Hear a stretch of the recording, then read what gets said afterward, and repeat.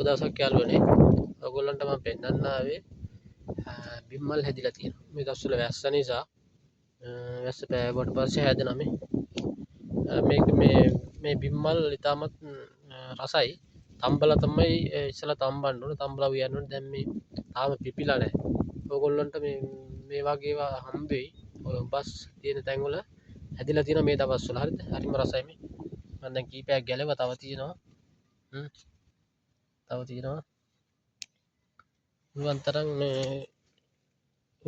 උදෙන්ම බලලා මේ විදිහට පොහොට්ටු තියෙද්දි කඩා ගන්න. හරිද?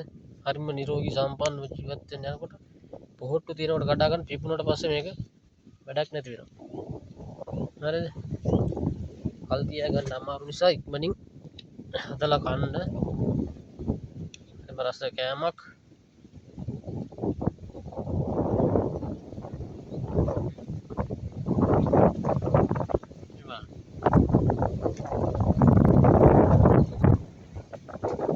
තව තියෙනවා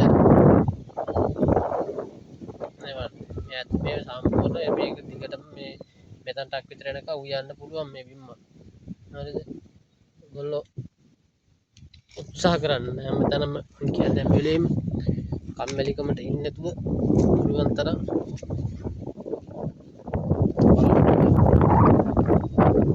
පරිසරයෙන් හොයාගන්න දේවල්, පරිසරයෙන් හොයාගන්න කෑම වර්ග, පළතුරු වර්ග ඒවා තමයි ආහාරයට ගන්න ඕනේ. ඒක ශරීරයට තාමත් යහපත්.